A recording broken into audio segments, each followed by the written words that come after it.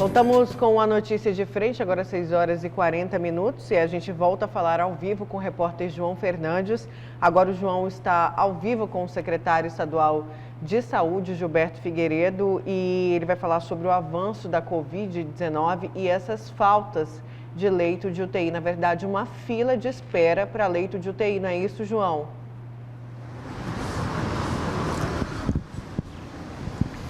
Pois é, Nayara. Em todo o estado do Mato Grosso, pelo menos 59 pessoas estão nessa fila de espera. Muita gente, recebemos imagens nesse fim de semana de muito paciente dentro de ambulância, aguardando ali horas, né, uma vaga de UTI. Uma situação que não é exclusivamente do estado do Mato Grosso.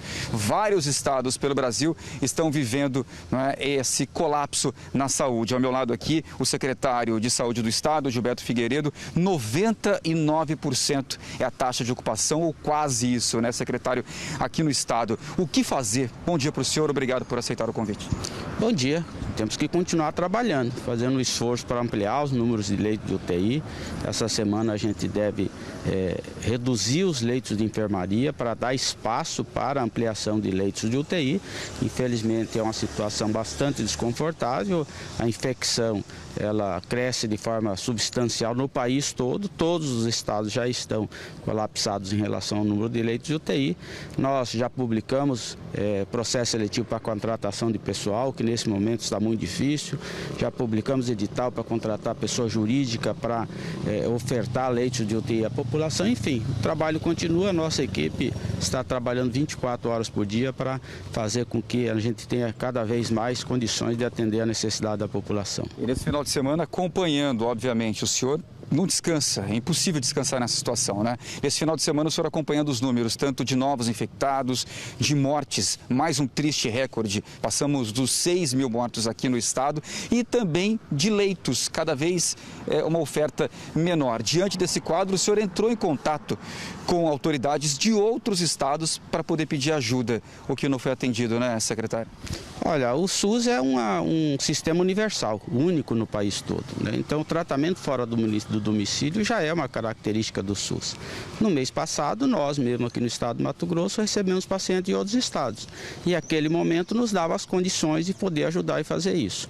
Hoje, infelizmente, a maioria dos estados no país já estão sem leitos de UTI. Os poucos leitos que existem são leitos já de retaguarda para pacientes que já estão internados em enfermaria e podem se agravar. É uma realidade nacional, eu tinha a obrigação de fazer esse pedido, eu sou diretor, vice-presidente do CONAS no Brasil, e todos os secretários praticamente já pediram ajuda um para o outro, ou para remédio, ou para pessoal, ou para disponibilização de leitos. Infelizmente, nesse momento, poucos podem ajudar, ou quase nenhum. O jeito agora, a saída por enquanto, o senhor falou de aumentar o número de leitos para a Covid-19, só que não encontra profissional. A tática agora seria tirar ou modificar ali a UTI, a enfermaria, na verdade, transformar ela em UTI, porque a enfermaria está com 49%, está com uma taxa de ocupação menor. Por enquanto, esse seria o esquema, secretário? Parte do espaço onde nós utilizamos com enfermarias, nós vamos transformar em leitos de UTI. E, logicamente, se não conseguirmos ter os profissionais, que são aqueles importantes profissionais para o leito de UTI, nós vamos criar o CTI, que é o intermediário entre o leito de enfermaria e o leito de UTI. Nós estamos buscando todas as alternativas. Como eu disse, já publicamos um processo seletivo, convocamos os profissionais que queiram atuar nesse momento ajudando o governo do estado em frente à pandemia. Nós estamos remunerando melhor do que o valor de mercado. Infelizmente, o mercado nesse momento é escasso para o Brasil inteiro, mas nós não vamos descansar um minuto sequer. Eu praticamente nos últimos dias tenho dormido menos que 2 horas por dia, mas nós não vamos esmorecer. Nossa equipe está determinada, empenhada, trabalhando sábado, domingo, feriados, para que a gente possa dar conta do recado. É isso que eu ia falar, a situação de falta de profissional acontece no Brasil inteiro, não só no Mato Grosso. O Lúcio tem uma pergunta agora, secretário. Oi, Lúcio, pode falar. João, eu gostaria que você perguntasse aí ao secretário de Saúde, Gilberto Figueiredo, o seguinte: não é competência do Estado, mas o seguinte, o governo de Mato Grosso não pode cobrar o Ministério Público para tentar acabar com essa bagunça no transporte coletivo, da superlotação aí, que você até mostrou na semana passada aqui no Notícia de Frente?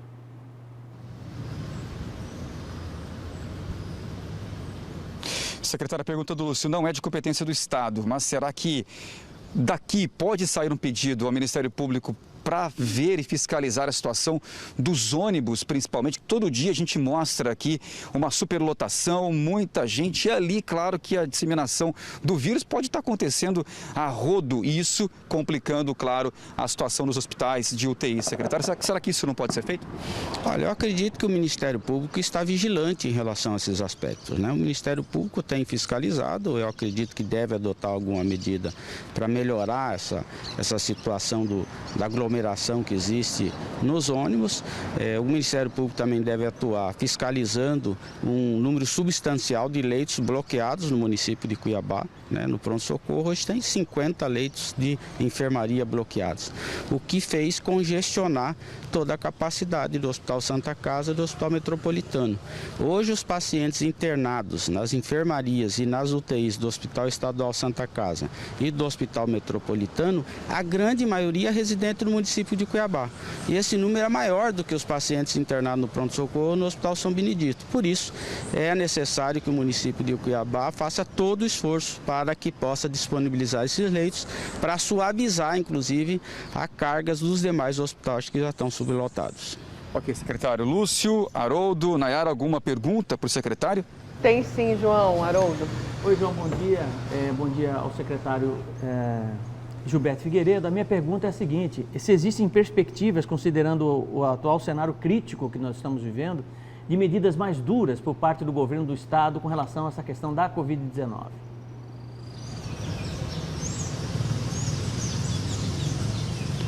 O Haroldo pergunta, secretário, existe alguma perspectiva por parte do governo de mais restrição, de flexibilizar cada vez menos, de um possível lockdown para poder frear de uma vez o contágio do coronavírus? Olha, não só o governo de Mato Grosso, como os demais governadores estudam decisões conjuntas, né? Porque existe uma livre circulação no país, e isso não tem ajudado a controlar a disseminação da pandemia, em especial as novas variantes que já estão circulando com grande poder de infecção. Então, toda análise precisa ser revista, né?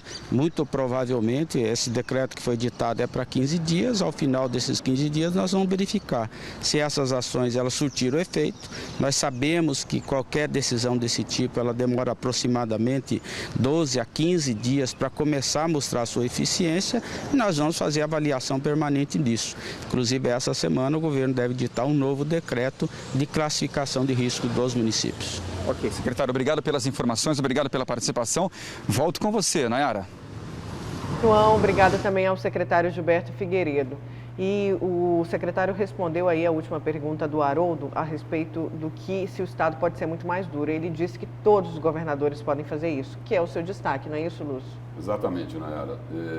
Os governadores, né, na realidade, 21 governadores do país, eles estão aí articulando, né, um pacto nacional com medidas restritivas. Então, o que se espera aí que pode ter medidas ainda mais duras do que aquelas que estão sendo implementadas. E uma outra preocupação desses governadores, né, é sobre o que todo mundo está cobrando, né?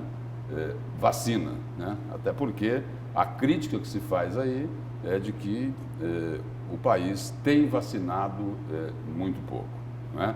Então, esses governadores aí de 21 estados e também lá do Distrito Federal, eles manifestaram aí uma posição favorável à adoção de uma espécie aí de pacto nacional, né?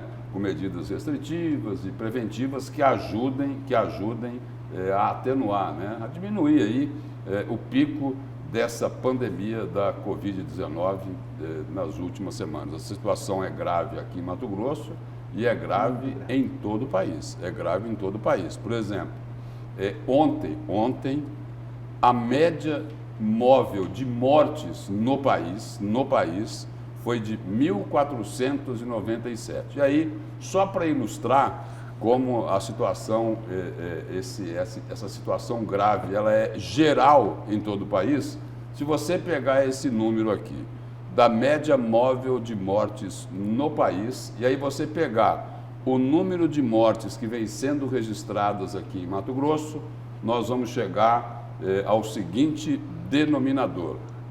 Tanto aqui como no Brasil, a cada hora o vírus está matando uma pessoa. Então, a situação ela é grave em todo o país. E hoje tem aí a previsão, né, de uma reunião dos governadores lá no Rio de Janeiro, com o ministro da Saúde, Eduardo Pazuello, e também com os representantes da Fiocruz, para discutir as estratégias de enfrentamento ao vírus e a necessidade de mais agilidade na vacinação. Então, nesse momento aqui,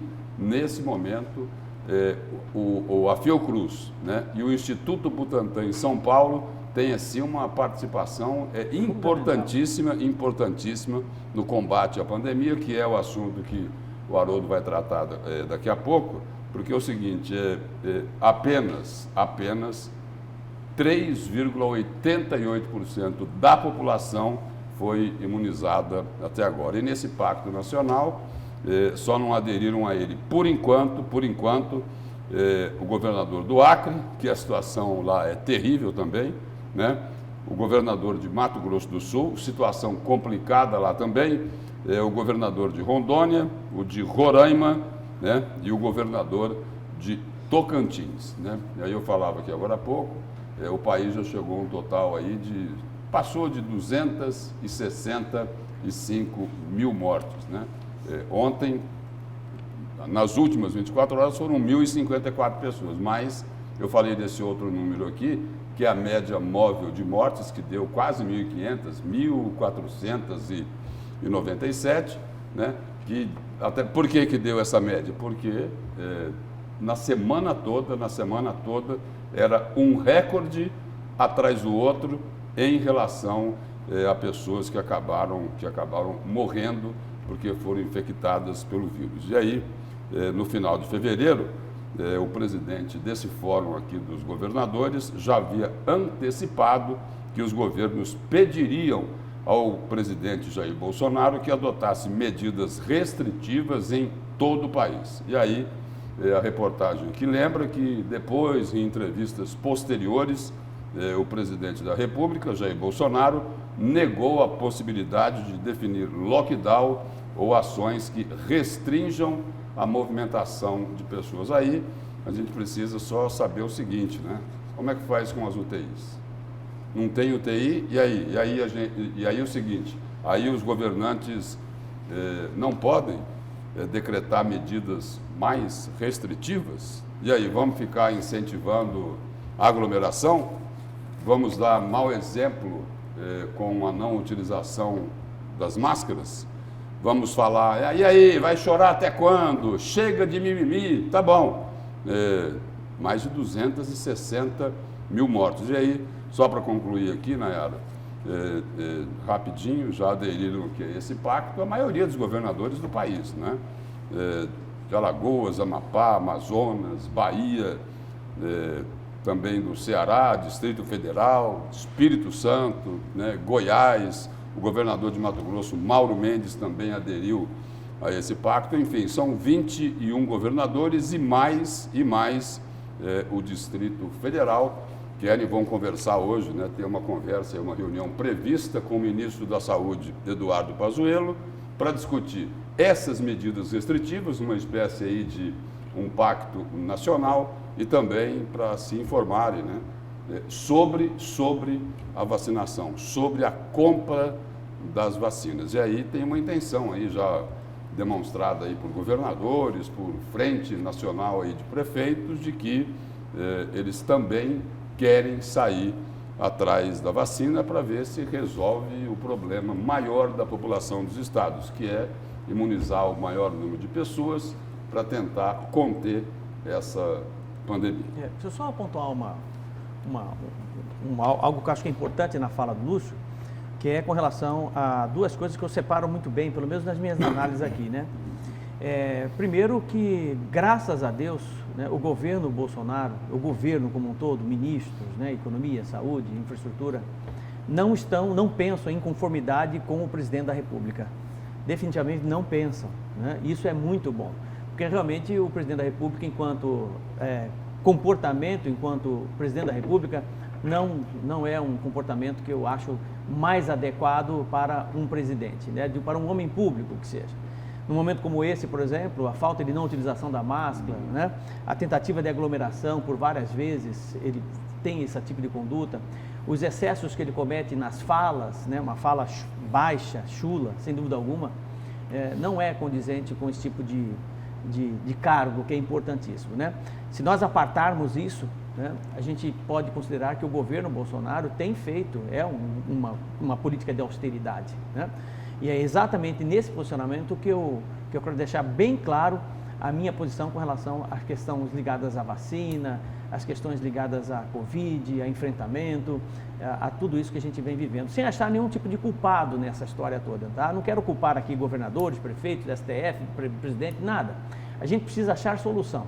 O momento agora é de união, o meu discurso sempre foi nesse sentido, de união das esferas, federal, estadual, municipal, para que nós possamos ter vacina em massa, porque realmente já tem surtido bons resultados esse pequeno início de vacinação em nosso país, que é o meu destaque que eu vou falar daqui a pouquinho. E os governadores, certo. só para encerrar, os governadores estão fazendo o que é certo, os prefeitos estão fazendo o que é certo, indo atrás dos laboratórios, porque o mundo inteiro está atrás dos laboratórios. Então, os governadores e os prefeitos estão corretíssimos. Ainda bem que não adotaram aquela outra posição.